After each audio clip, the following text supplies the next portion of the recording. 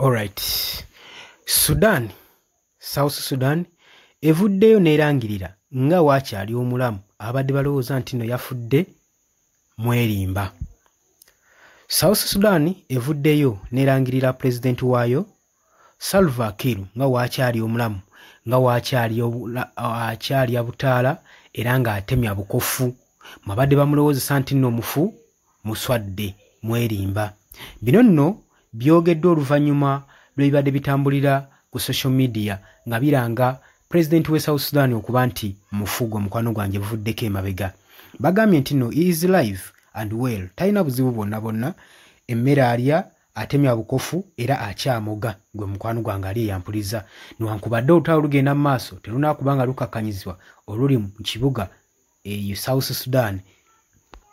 Oli ku Yugi Update TV kosinziro bango otuwuliriza ng'atanatweyungako nkutegeeza kirira wansi waliwo ekigambo subscribe kikoneko ojja kubanga osobola buli nnyo tweyungako. Mukwano gwange najjo osinza bango otuwuliriza okola kyamaanyi nnyo. Abali emitala w'amayanja sibeerabidde mbatumiddeko nnyo kubanga nkimanyi kwemuli ku Yugi Update TV mutumbudde. South Sudan evuddeyo neyeegaana oba neegaana esambajja ebyogererwa ku pulezidenti waabwe Salva Kiir. Bagamba nti abadde mufu. Ebyo boogera nti nno mufu abagamba nti byanjwanjwa. Minister of Foreign Affairs avuddeyo South Sudan ku Lwokuna olunaku olwaleero nga 15 May 2025 ng'agamba nti nno ebyogerwa ŋŋambo ku social media era bifu, byagala kuteekawo mbeera ya ntiisa saako ne confusion eri eggwanga lyaffe. Abagambye temubitwala era temubigoberera, byagala just teekawo confusion na kutya eri bannansi b'eggwanga lino erya South Sudan saako n'abawagizi ba pulezidenti Salva Kiir.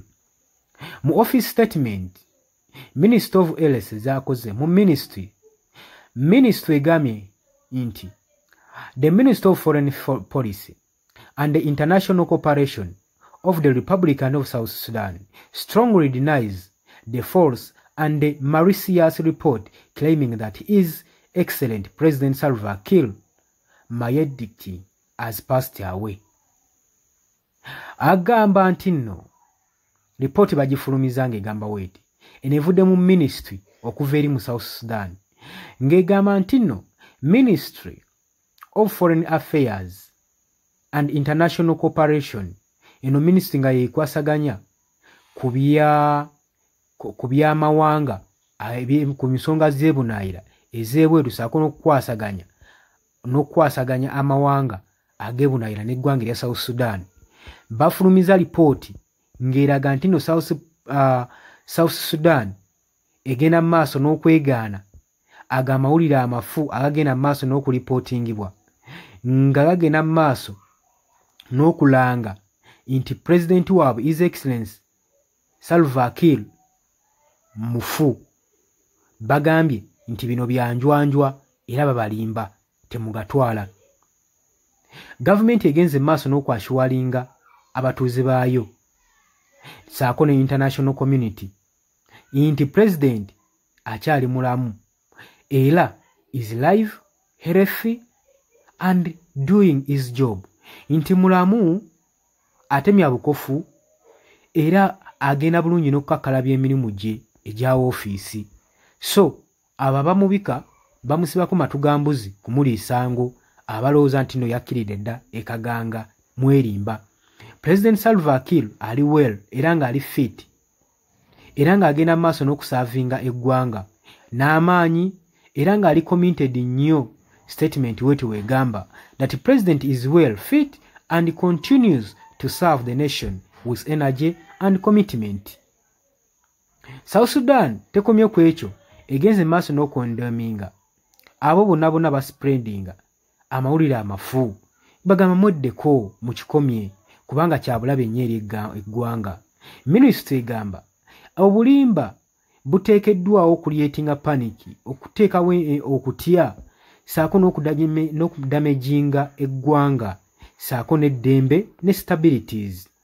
Bagamba the lies are meant to create panic and damage the country's peace and stabilities. Nti ligezaako kubanga liteekawo obulimba n'okutya saako n'okuteekawo obulabe n'okudamejinga eddembe ly'eggwanga lyattu erya South Sudan. So ne bagaba balekerawo okuspreadinga obulimba. Era mwenna badde bamanyi nti nno President Salva Kiir mufu obwo bulimba era beerimba newankubadde olutalo lugenda mu maaso. Bagenze mu maaso n'okuwooninga abafulumya amawulire amafu agakozinga eggwanga ku risiki agalitadeko obulabe. Agagenze mu maaso n'okulikomekereza mu progresses yaabyo saako ne security.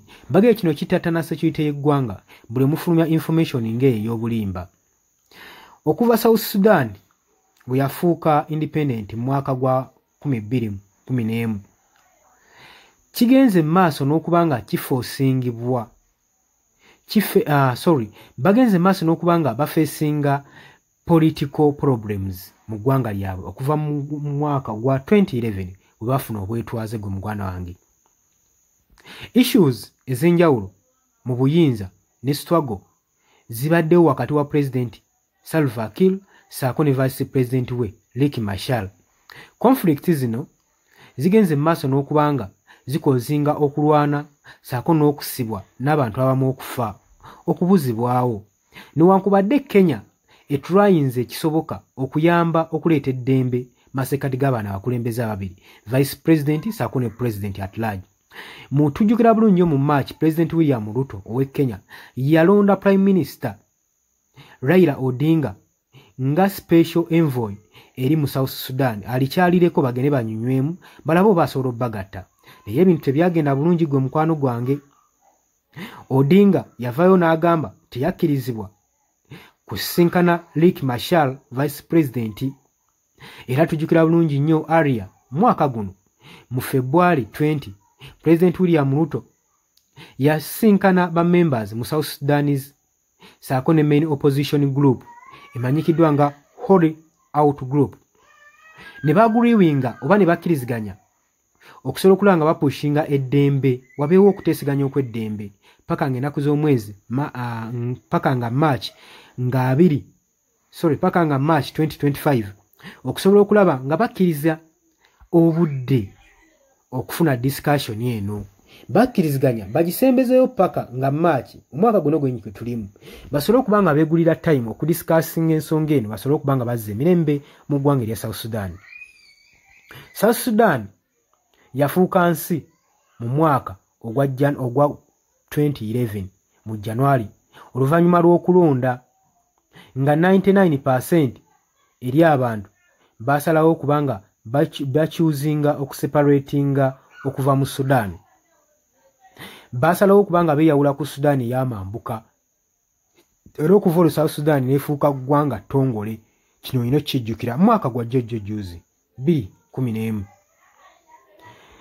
Ensi eno ebadde ne challenge nnyingi nnyo omuli ethnic conflicts ne political fights saako ne economic problems ibadde bigenda mu maaso nga bigitawaanya. Naye katubasabire katusuubire nti nno olutalo luno lunaakomekkerezebwa. Mbagaliza ekiro ekirungi era mweraba.